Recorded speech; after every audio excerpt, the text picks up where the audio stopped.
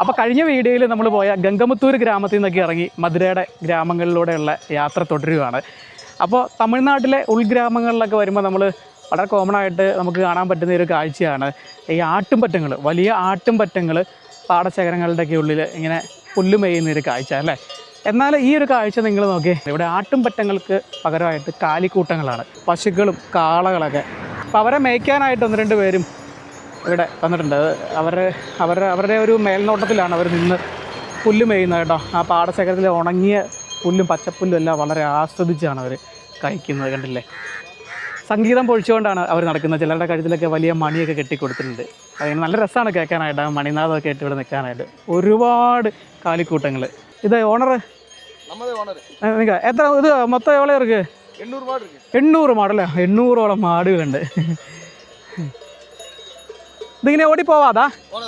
ആ, നിങ്ങൾക്ക് കൺട്രോളിലാണ് നിൽക്കും.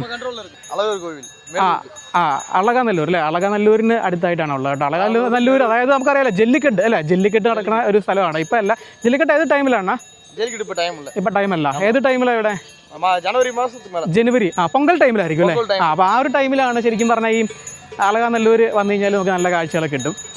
അപ്പോൾ അത് വലിയ കാളക്കൂട്ടന്മാരൊക്കെയാണ് ഈ ജല്ലിക്കെട്ടിന് വേണ്ടിയിട്ട് ഉപയോഗിക്കുന്നത് കേട്ടോ. അപ്പോൾ അതിൻ്റെ വീഡിയോ ഒക്കെ കണ്ടു കഴിഞ്ഞാൽ അറിയാം. അപ്പോൾ ഇവർ ഇതുങ്ങളെ നോക്കി വളർത്തി ഒരു പരുവമാക്കിയിട്ട് ഇവർ ഇവിടെ ചന്തയിലൊക്കെ കൊണ്ടുപോയിട്ട് ഇവർ വിൽക്കും കേട്ടോ. പല നാടുകളിലേക്ക് കയറിപ്പോകും. കാളകൾ എനിക്ക് തോന്നുന്നു നമ്മുടെ കേരളത്തിലേക്ക് കാളകളുടെ വരവ് കുറവാണെന്ന് തോന്നുന്നു. അതുപോലെ ജല്ലിക്കെട്ടിനൊക്കെ ഉപയോഗിക്കുന്ന കാളുകളുണ്ട്, കൂടുതലുണ്ട് കേട്ടോ, ചിലരുണ്ട്. നമുക്ക് ആ ഒരു കാളനെ കണ്ടു കഴിഞ്ഞാൽ അറിയാം. ഇതൊക്കെ ജല്ലിക്കെട്ടിന് ഉപയോഗിക്കുന്നതാണ്. ആ ഇത് കണ്ടില്ല, ആ ഒരു മുതുകത്തൊരു മുഴ കണ്ടില്ലേ, അതൊക്കെ ജല്ലിക്കെട്ടിന് വേണ്ടിയിട്ട് ഉപയോഗിക്കുന്ന കാളകളാണ്. മൊത്തം ഈ കൂട്ടത്തിൽ 20 കാള അല്ലേ, മൊത്തം 20 കാളകളേ ഉള്ളൂ. അപ്പോൾ അതെ, അതിലൊരു ബൈപ്പാസ് റോഡൊക്കെ കടന്നു പോകുന്നുണ്ട്. ഈ പാടശേഖരങ്ങളോട് ചേർന്ന് ഇത് ഇവിടെ ഒരു കാഴ്ച കാണിച്ചു തരാം കേട്ടോ. ഇത് കണ്ടിട്ട് എനിക്ക് തോന്നണേ പുതിയൊരു കോവിൽ പണിതുകൊണ്ടിരിക്കുന്നതാണെന്ന് തോന്നുന്നു. അതിൻ്റെ ആകൃതിയൊക്കെ കണ്ടിട്ട് എന്തായാലും അവിടെ ഇരിക്കാൻ, ആ മണ്ഡപത്തിൽ ഇരുന്ന് കഴിഞ്ഞാൽ നല്ല തണലൊക്കെ ഉണ്ട്. ഇതിവിടെ ഒരു തണൽ വൃക്ഷമൊക്കെ നമുക്ക് കാണാം. അതിൻ്റെ ചോട്ടിൽ നിന്നാലും മതി, തണൽ കിട്ടും. നല്ല ചുട്ട് പൊള്ളുന്ന വെയിലാണ്, കണ്ടില്ലേ. കൊയ്ത്ത് കഴിഞ്ഞ് കിടക്കുന്ന പാടശേഖരങ്ങൾ, നോക്കത്താ ദൂരത്ത് പരന്ന് കിടക്കുന്ന പാടശേഖരങ്ങളുടെ കാഴ്ചകളാണ്, വലിയ മലനിരകളൊക്കെ ആയിട്ട്. അപ്പോൾ ആടുകളുടെ കാര്യം പറഞ്ഞ് തീർന്നേ ഉള്ളൂ. ആ മാടുകളൊക്കെ മേയുന്നതിന് സമീപമായിട്ട് ഇവിടെ നിരവധി ആടുകളും മേയാനായിട്ട് വന്നിട്ടുണ്ട് കേട്ടോ. ഇതാ ബൈപ്പാസ് റോഡിൻ്റെ ഒരു അണ്ടർപാസ്സാണേ. ഇവിടെ കരിമ്പും ജ്യൂസൊക്കെ വിൽക്കുന്നുണ്ട്. അപ്പോൾ അത് കുടിക്കാമെന്ന് കരുതി ഇറങ്ങിയതാണ്. അപ്പോഴാണ് ഈ ആടുകളുടെ വരവ്. നോക്കി, ചെമ്മരിയാടിൻ പട്ടങ്ങൾ.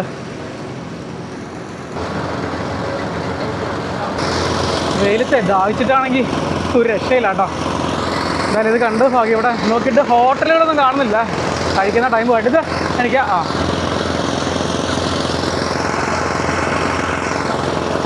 നല്ല മധുരമുണ്ട്. അപ്പോൾ ഈ ഒരു ഗ്രാമത്തിൻ്റെ പേര് ചിന്നൈ എളന്തക്കുളം എന്നാണേ. ഇതിവിടെ പണിതുകൊണ്ടിരിക്കുന്നൊരു ക്ഷേത്രം നമുക്കിത് ഇവിടെയും കാണാം കേട്ടോ. വലിയൊരു ആൽവൃക്ഷത്തിൻ്റെ സമീപത്ത്. ഇത് ആ ആൽമരത്തിൽ ഒത്തിരി കുരങ്ങന്മാരൊക്കെ ഉണ്ട്. അപ്പോൾ ഞാൻ വന്നപ്പോൾ അണ്ണൻ അവർക്ക് പഴം ഒക്കെ കൊടുത്തുകൊണ്ടിരിക്കുകയാണ് കേട്ടോ. അതൊന്നും ചെയ്യാൻ വേണ്ടേ? അതെന്നാണ് അത്? സമുദായക്കുടം. ഇതെന്നാ ഇത്? ഇവിടെ ഒരു ഓല മേഞ്ഞൊരു ചെറിയൊരു കുടിൽ കാണാമല്ലോ. ഇതുക്കുള്ള എന്നാ കോവിലാ? ആ, ഇപ്പോഴാണ് സംഗതി മനസ്സിലായത്. അപ്പോൾ അത് ശരി. അപ്പം അവിടെ നേരത്തെ മുന്നാടി കോവിൽ ഉണ്ടായിരുന്ന അവിടെ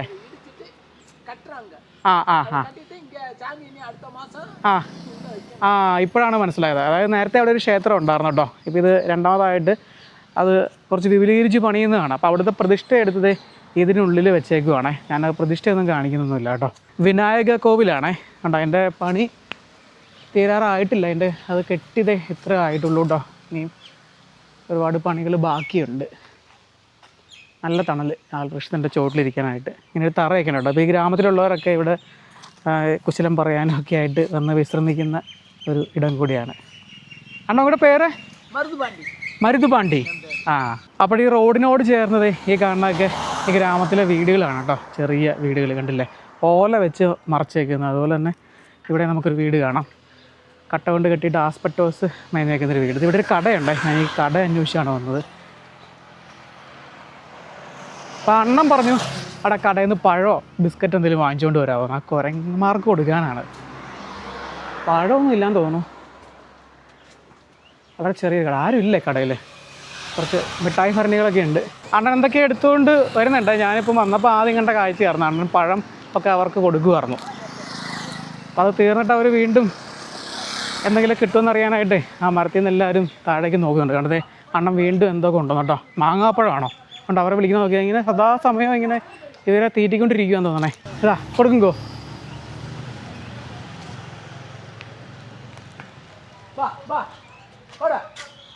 അവരിറങ്ങി വരുമെന്നോ അവിടെ. ചിലപ്പോൾ എന്നെ കണ്ട ചിലപ്പോൾ വരാൻ സാധ്യത കുറവാണ്. ശരി ശരി.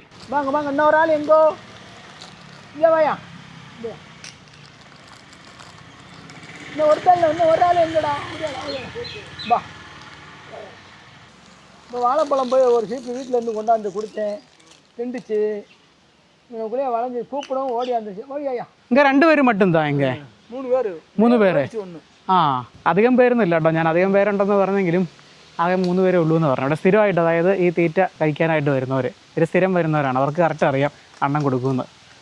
ഇത് ഡെയിലി കൊടുക്കുമോ ഇവർക്ക്? ഡെയിലി വരൂല്ലേ? வாழைப்பழம் ரொட்டி இங்கே வந்து சேர்த்த உட்காருவேன். ഇവരെ വരൂല്ലേ? வாடா வாடா வாடா பசி കലിപ്പാട്ടോ. എന്നെ കലിപ്പിച്ചാ നോക്കണെങ്കിൽ പോരെ, ഞാനൊന്നും ചെയ്യാൻ മാട്ടെ.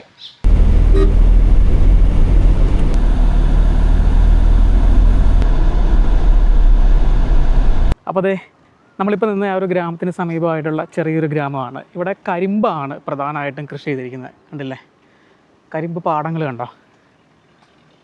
അപ്പോൾ ഇവിടുന്ന് കരിമ്പ് വിളവെടുത്ത് ഇവിടെ ശർക്കര ഉണ്ടാക്കുന്ന കുറച്ച് യൂണിറ്റുകളൊക്കെ ഉണ്ട്. ഇത് കണ്ടില്ലേ, കരിമ്പിൻ്റെ ചണ്ടി ജ്യൂസ് അടിച്ചിട്ട് കൊണ്ട് കൂട്ടിയിട്ടേക്കുന്ന മല പോലെ കണ്ടോ. അപ്പോൾ എന്തുമാത്രം ശർക്കരയല്ലേ ഈ ഗ്രാമത്തിൽ. ഇവിടെ ഒരു ട്രാക്ടർ നിറയെ കരിമ്പൻ തണ്ടുകൾ കാണാം. ഇതൊരു യൂണിറ്റാണേ. അപ്പോൾ അതിനോട് ചേർന്നത് ഇവിടെ ഒരു ചെറിയ യൂണിറ്റ് ഉണ്ട് കേട്ടോ. അവിടെ ഇപ്പോൾ പ്രൊഡക്ഷൻ നടന്നുകൊണ്ടിരിക്കുകയെന്ന് തോന്നുന്നു കണ്ടിട്ട്. ആര്യപ്പൊക്കെ അതെ വെയിലടിച്ച് ഉണങ്ങി നിൽക്കുന്നതാണ്ട. ഇവിടെ വലിയൊരു കുളമൊക്കെ കുത്തിയിട്ടുണ്ടല്ലോ. നിറയെ വെള്ളമൊന്നുമില്ല, പക്ഷേ ഉള്ള വെള്ളം മൊത്തം അഴുക്കായി കിടക്കുവാണ്, വേസ്റ്റുകളെല്ലാം കൊണ്ട് നിക്ഷേപിച്ച്. ഓക്കെ, കരിമ്പൻ ദൂരം നോക്കി വളർന്നു നിൽക്കുന്നത്. കരിമ്പിൻ തണ്ടുകൾ വെട്ടിക്കൊണ്ട് വന്നത് ജ്യൂസ് അടിക്കുകയാണ് കേട്ടോ.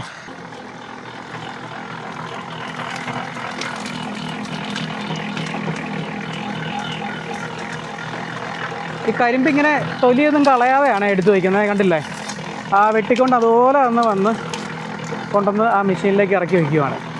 അതിൻ്റെ ജ്യൂസ് ചാടുന്ന കണ്ടില്ലേ. ഇതിൽ അഴുക്ക് കാര്യങ്ങളൊക്കെ ഉണ്ട് കേട്ടോ. അത് അരിച്ചാണ്, ഇത് കണ്ടില്ലേ, ആ അഴുക്ക് എല്ലാം അരിച്ചാണ് ഈ വീട്ടിലേക്ക് നിറയ്ക്കുന്നത്. എന്നിട്ട് അതിൻ്റെ വേസ്റ്റ് ചണ്ടി പുറത്തേക്ക് ഇവിടെ ചാടും. ഇവിടെ വെച്ചിട്ടാണ് ശർക്കര നിർമ്മിക്കുന്നത്. ഇപ്പോൾ ശർക്കര ദേ ഈ പാത്രത്തിൽ കിടന്ന് വെട്ടി തിളച്ചുകൊണ്ടിരിക്കുകയാണ്, കരിമ്പിൻ്റെ ജ്യൂസ്. അത് ഇവിടെ വെച്ചിട്ടാണ് ഉരുട്ടിയെടുക്കുന്നത് കേട്ടോ. നമ്മുടെ മറയൂർ ശർക്കരയായിട്ട് ഒന്നും നമുക്ക് കമ്പയർ ചെയ്യാൻ പറ്റില്ല. നമ്മുടെ ശർക്കര ഉരുട്ടി വെച്ചേക്കുന്നത് കണ്ടില്ലേ. ചെറും ചൂടൊക്കെ ഉണ്ട് കേട്ടോ. ആ പാനി ഇതിലേക്ക് ഒഴിക്കും. പാകമായിട്ട് വരുന്നേ ഉള്ളൂ. ഇവർ കത്തിക്കുന്നത് ഈ കരിമ്പിൻ്റെ ചണ്ടി തന്നെയാണ്. അപ്പോൾ അത് വേസ്റ്റായിട്ട് കളയുമല്ല. ഇതുണ്ടല്ലേ, ഈ ഉന്തുവണ്ടിയിൽ ഈ ചണ്ടി കളക്ട് ചെയ്യുന്നുണ്ടല്ലേ.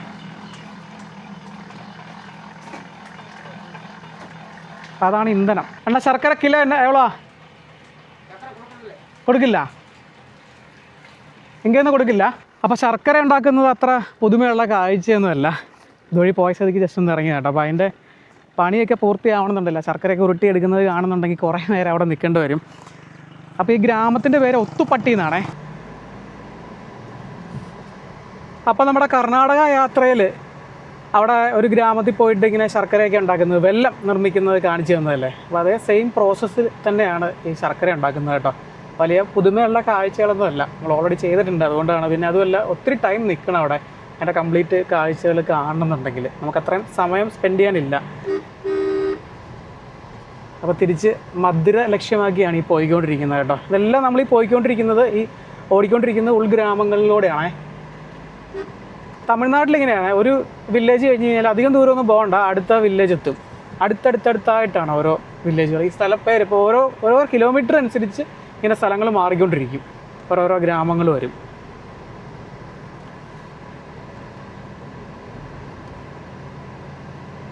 ഇവിടെയൊക്കെ നമുക്ക് ശർക്കര ഉണ്ടാക്കുന്ന ധാരാളം യൂണിറ്റുകൾ കാണാം. ഈ കാണുന്നതൊക്കെ ഓരോരോ യൂണിറ്റുകളാണ്.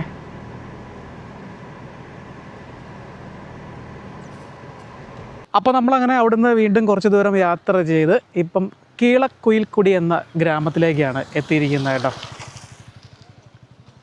അപ്പോൾ ഇവിടെ കുറച്ച് കാഴ്ചകളൊക്കെ ഉണ്ട് നമുക്ക് കാണാനായിട്ട്. ഇവിടെ ഒരുപാട് ആൽവൃക്ഷങ്ങൾ വളർന്നു നിൽക്കുന്നുണ്ടല്ലോ, അതിൻ്റെ വേരൊക്കെ താഴേക്ക് വളർന്നു നിൽക്കുന്നതൊക്കെ. അതുപോലെ ഇവിടെ ചെറിയൊരു കട കാണാം കേട്ടോ. കട കാണാൻ നല്ല ഭംഗിയുണ്ട്. ഒരു ചായക്കടയാണേ, പാട്ടിയുടെ കടയാ, ചായക്കട. അത് നോക്കി, നല്ല ഭംഗിയുണ്ട് ആ കട കാണാൻ. സോഡ, ലൈം, നാരങ്ങ, ലെമൺ.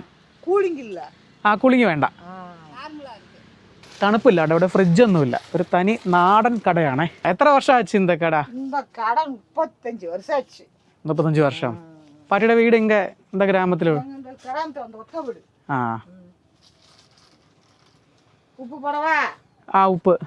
ഉപ്പ് ഇട്ടോ, ഉപ്പും പഞ്ചസാര. നമ്മുടെ സോഡ നാരങ്ങ വെള്ളം, പഞ്ചസാര ഇട്ടോ. പക്ഷെ തണുപ്പില്ല കേട്ടോ. ഇവിടെ ഫ്രിഡ്ജൊന്നുമില്ല.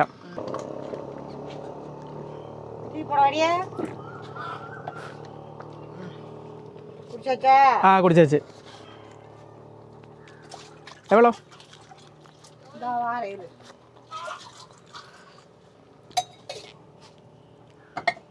കടയിൽ ബണ്ണ് അങ്ങനെയുള്ള ചെറിയ പലഹാരങ്ങളൊക്കെ ഉണ്ട്. 20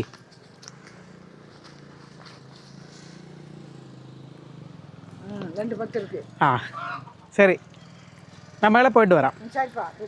അപ്പോൾ ഇത് ഈ ഒരു സ്ഥലം അറിയപ്പെടുന്നത് സാമനാർ ഹിൽസ് എന്നാണേ.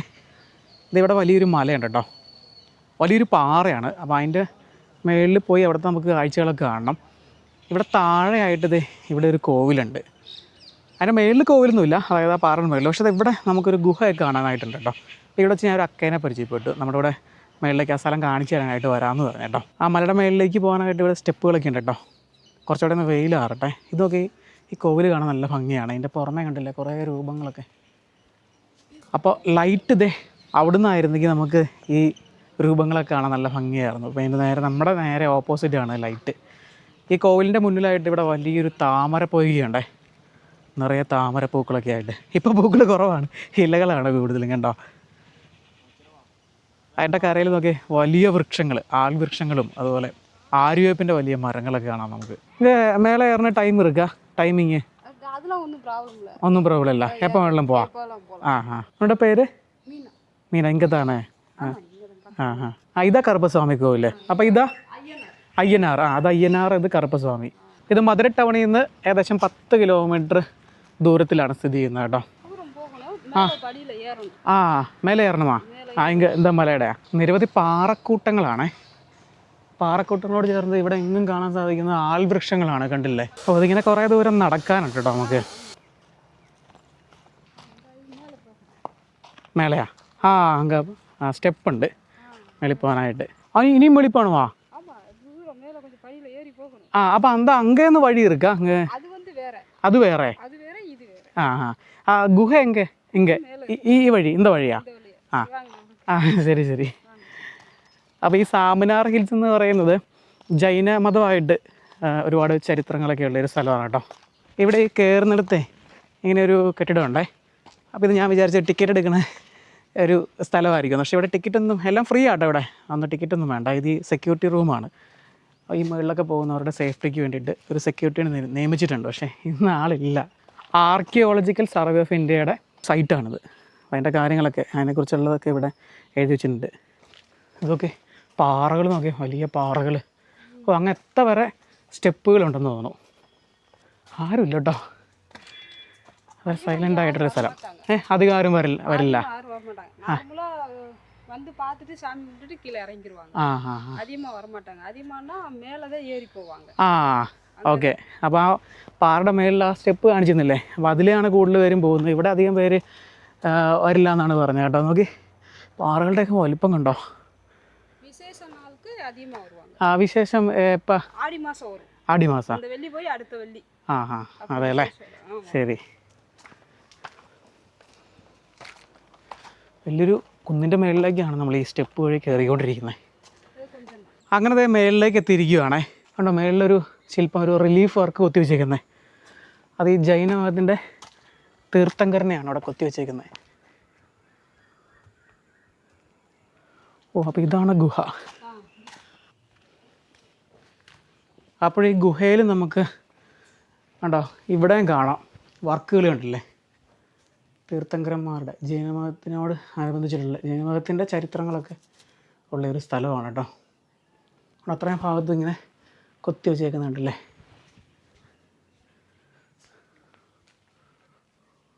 ഇത് വലിയൊരു ഗുഹയാണേ. അതിൻ്റെ അകത്ത് നിറയെ പാറക്കൂട്ടങ്ങളൊക്കെ ആയിട്ട് നല്ല തണുപ്പ് അതിൻ്റെ അത് കയറിയപ്പോൾ.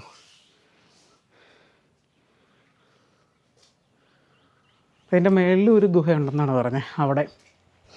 അവിടേക്ക് കയറാനായിട്ട് സ്റ്റെപ്പുകളൊന്നുമില്ല, ഈ പാറകളെ അള്ളി പിടിച്ച് പോകണം.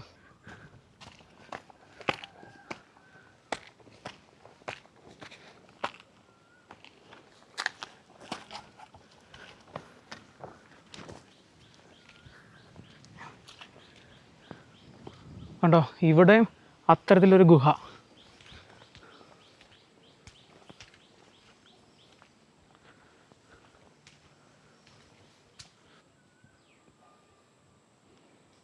ഇവിടെ വരുന്നവർ ഏറ്റവും കൂടുതൽ പോകുന്ന സാമനാർ ഹിൽസിൻ്റെ മുകളിലാണ്.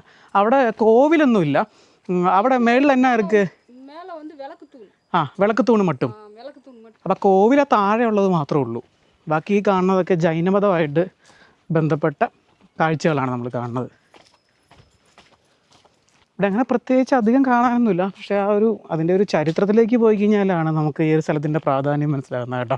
ശരിക്കും ജൈനമതത്തിൻ്റെ ക്ഷേത്രങ്ങളും ഒക്കെ കാണുന്നത് കൂടുതലും തമിഴ്നാട്ടിലേക്കാളും കൂടുതൽ കർണാടകയിലാണ്. തമിഴ്നാട്ടിൽ അങ്ങനെ ജൈനമതത്തിൻ്റെ ക്ഷേത്രങ്ങളോ ഒന്നും തന്നെ അങ്ങനെ അധികമില്ല കർണാടകയൊക്കെ വെച്ച് നമ്മൾ താരതമ്യം ചെയ്യുമ്പം. ഇത് ഇവിടെയൊക്കെ നിറയെ മറ്റേ കരുവേലം മുൾച്ചെടികൾ. ഇതിൻ്റെ വിറക് നിങ്ങൾ എടുക്കുവാ? ആ, കത്തിക്കുക അല്ലേ വിറക്? വിൽക്കും അല്ലേ? ആ, അപ്പോൾ ഇതിൻ്റെ ഈ കരുവേലത്തിനെ കുറിച്ചൊക്കെ കഴിഞ്ഞ തെങ്കാശി വീട് ചെയ്തപ്പോൾ ഞാൻ പറഞ്ഞതാണേ.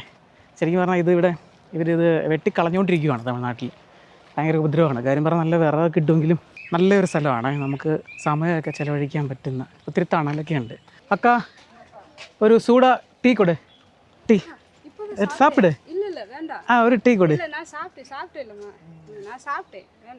ആ, എന്നോട് വകയാ? ആ, ഞാൻ ലൈം കുടിച്ചാച്ച്. ആ മേലെ പോയി. அந்த വെയിൽ താന്നിട്ട്. ആ, അതെയോ? കേരളത്തിൽ എங்கே വന്ന്? പാലക്കാട്. ആ, അപ്പം ഞാൻ പാടിയോട് പറയാറുണ്ട് ഈ കട കാണാൻ നല്ല ഭംഗിയുണ്ടെന്ന്. അപ്പോൾ ഈ കടയാണോ? അപ്പോൾ ഞാൻ പറയുകയാണ് ചെയ്തത് കേരളത്തിൽ പഴയ കാലത്തിൽ കടകൾ ഇങ്ങനെയായിരുന്നു. അപ്പോൾ നമുക്ക് കാണുമ്പോൾ ഒരു എന്താ പറയുക, ഒരു പ്രത്യേക ഇഷ്ടം തോന്നുമല്ലോ.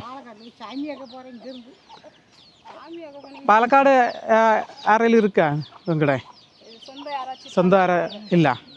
ആ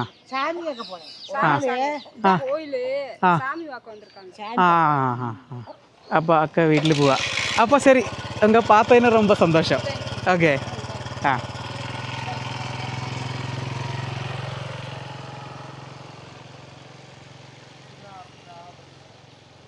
അപ്പോൾ എന്തായാലും നമുക്കിനി സ്റ്റെപ്പുകൾ കയറി തുടങ്ങാം. അപ്പോൾ ഈ പാറയുടെ ഒരു സൈഡിൽ അതിൻ്റെ താഴ്ഭാഗത്തായിട്ടാണ് നമ്മൾ മുമ്പ് പോയ ഗുഹയൊക്കെ ഉള്ളത് കേട്ടോ. ആ സെയിം പാറയുടെ മേളിലേക്കാണ് നമ്മൾ നടന്നുകൊണ്ടിരിക്കുന്നത്. ഇവിടെ നല്ല കാഴ്ച നോക്കി, ഏറ്റവും മേളിൽ ചെന്നിട്ട് അടിപൊളിയായിരിക്കും താഴത്തെ കാഴ്ചകൾ കാണാൻ. അപ്പോൾ ഞാൻ വിചാരിച്ചേ അങ്ങ് എത്ര വരെ സ്റ്റെപ്പുകളുണ്ടായിരിക്കുമെന്ന്. എൻ്റെ ഇടയ്ക്ക് ഇങ്ങനെ ഗ്യാപ്പുകളും ഉണ്ട്. അത് ഇവിടെ കണ്ടില്ലേ, കുറേ ഭാഗത്ത് സ്റ്റെപ്പുകളൊന്നുമില്ല, കുറച്ച് ഭാഗത്ത് മാത്രമാണ് സ്റ്റെപ്പുകൾ കുത്തി വെച്ചേക്കുന്നത്. പിന്നെ ഈ ഹാൻഡ് റെയിൽ ഉള്ളതുകൊണ്ട് നമുക്ക് പിടിച്ച് കയറി പോകാം. അങ്ങനെ വലിയ എഫോർട്ട് വേണ്ട. എന്നാലും ഈ സ്റ്റെപ്പുകളില്ലാത്ത ഈ ഒരു സ്ഥലത്ത് കാരണം നമുക്ക് ഈ പാറയെ തന്നെ ചവിട്ടി കയറി പോകണം. കുഴപ്പമൊന്നുമില്ല, നല്ല ഗ്രിപ്പ് കാര്യങ്ങളൊക്കെ ഉണ്ട്. ഇത് കണ്ടില്ലേ, അതിലിങ്ങനെ ചെറിയ രീതിയിലിങ്ങനെ അടർന്നടർന്ന് പോയിട്ടുണ്ട്. അതുകൊണ്ട് നല്ല ഗ്രിപ്പ് കിട്ടും നമുക്ക് ചവിട്ടി മുന്നോട്ട് പോകാനായിട്ട്. അങ്ങനെ ഈ പാറയൊക്കെ നടന്ന് ഇത് ഇങ്ങനെ ഒരു സ്ഥലത്തേക്കാണ് നമ്മൾ എത്തുന്നത് കേട്ടോ. അപ്പോൾ അവിടുന്ന് ആ സ്റ്റെപ്പുകൾ മിസ്സായ സ്ഥലത്ത് നിന്ന് പിന്നെ വേറെ സ്റ്റെപ്പുകളൊന്നുമില്ല, നേരെ പാറയുടെ മേളിൽ കൂടെ തന്നെ ചവിട്ടി കയറി പോകണം. അപ്പോൾ ഏകദേശം ഒരു പകുതി ഭാഗത്ത് മാത്രമാണ് സ്റ്റെപ്പുകളുള്ളൂ. അങ്ങനെ നമ്മളിത് എത്തുന്ന ഇങ്ങനെ ഒരു സ്ഥലത്തേക്കാണ്. അപ്പോൾ നമുക്ക് ഈ പാറയിൽ നിരവധി റിലീഫ് വർക്കുകൾ ചെയ്തേക്കുന്നത് കാണാം. ജൈന തീർത്ഥങ്കരന്മാരുടെ റിലീഫ് വർക്കുകളാണ് ഈ കാണുന്നത്. അതിനോടനുബന്ധിച്ച് നിരവധി ലിഖിതങ്ങളും ഈ പാറയിൽ കൊത്തി വെച്ചേക്കുന്നത് കാണാം. അപ്പോൾ ഇത് AD 9-12 നൂറ്റാണ്ടുകളിൽ ഇവിടെ കൊത്തിയ റിലീഫ് വർക്കുകളൊക്കെയാണെന്നാണ് കരുതപ്പെടുന്നത് കേട്ടോ. അപ്പോൾ ആ ഒരു കാലഘട്ടത്തിൽ ഇവിടെ ജൈനമതത്തിന് വളരെ പ്രചാരമുണ്ടായിരുന്നു ഈ ഒരു പ്രദേശത്ത്. അതുപോലെ തന്നെ ഈ സാമനാർ ഹിൽ എന്ന് പേര് വരാനുള്ള ഒരു കാരണം എന്ന് പറയുന്നത്, സാമനാർ എന്ന് പറഞ്ഞാൽ സന്യാസിമാർ അല്ലെങ്കിൽ പ്രത്യേകിച്ച് ജൈന സന്യാസിമാരെ സൂചിപ്പിക്കുന്നതാണ്. അപ്പോൾ ആ ഒരു കാലഘട്ടത്തിൽ ജൈന സന്യാസിമാരെ താമസിക്കാനും അതുപോലെ തപസ് ചെയ്യാനും ജൈനമതം പഠിപ്പിക്കാനൊക്കെ ആയിട്ട് തിരഞ്ഞെടുത്തൊരു പ്രദേശമായിരുന്നു. പ്രത്യേകിച്ച് ഈ വലിയ പാറയും അതുപോലെ തന്നെ ഈ പാറയിൽ നമ്മൾ കണ്ട പ്രകൃതിദത്ത ഗുഹകളൊക്കെ തന്നെ അത്രയും ചരിത്ര പ്രാധാന്യമുള്ള ഒരു സ്ഥലമാണ് കേട്ടോ ഇത്. അതുപോലെ തന്നെ ഇതിൻ്റെ താഴെ കാണുന്ന ചെറിയൊരു ആമ്പൽ കുളമാണ് കേട്ടോ. അത് കണ്ടില്ലേ, മൊത്തം ഈ പ്ലാസ്റ്റിക് കുപ്പികളും വേസ്റ്റുകളെല്ലാം കൊണ്ടിട്ടേക്കുന്നത് കണ്ടില്ലേ, വളരെ കഷ്ടം. അപ്പോൾ ഇനിയും കുറേ ദൂരം നടക്കണേ ഈ പാറയുടെ ഏറ്റവും മേളിലെത്താനായിട്ട്. ആ ദീപം തെളിക്കുന്ന സ്ഥലത്തേക്കാണ് നമ്മളീ നടന്നുകൊണ്ടിരിക്കുന്നത് കേട്ടോ. എൻ്റെ പൊന്നോ, ആ ദീപം തെളിക്കുന്ന ആ ഒരു തൂണ് നമുക്ക് ഇവിടുന്ന് കാണാം കേട്ടോ. ഒത്തിരി ദൂരം നടക്കാനുണ്ട് അവിടെ വരെ ചെല്ലണമെന്നുണ്ടെങ്കിൽ. താഴെ നോക്കിയപ്പോൾ ഇത്രയും വിചാരിച്ചില്ല കേട്ടോ. ഒരു കൂറ്റൻ പാറയാണ്. ഏകദേശം 170 മീറ്റർ ഹൈറ്റുണ്ടേ. ഹൈറ്റ് മാത്രമല്ല, നല്ല ലെങ്ത് ഉണ്ട്. അവിടെ എത്തണമെന്നുണ്ടെങ്കിൽ ഒത്തിരി ദൂരം നടക്കണം. നമുക്കിവിടുന്ന് മധുര നഗരത്തിൻ്റെ വിസ്തൃതമായിട്ടുള്ള കാഴ്ചകളൊക്കെ കാണാം. കൃഷിയിടങ്ങളും പരന്നു കിടക്കുന്ന വലിയ കൃഷിയിടങ്ങളും ഓക്കെ. എൻ്റെ അമ്മ, ഇവിടെയൊന്നും സേഫ്റ്റിക്ക് വേണ്ടിയിട്ട് ഒന്നും ചെയ്തിട്ടില്ല കേട്ടോ. സൂക്ഷിച്ച് തന്നില്ലെങ്കിൽ പണി കിട്ടും, താഴെ പോവും. ബ്രോ, അത് തിരുപ്പുറം കൊണ്ടുവരാണോ അത്? ഓക്കെ, അതല്ലേ മല. ഇവിടെ നമുക്കത് മധുരയിലെ പ്രശസ്തമായ തിരുപ്പുറം കുണ്ട്രം കാണാം. അന്തമല ഓക്കെ, തിരുപ്പുറം കുണ്ട്രം.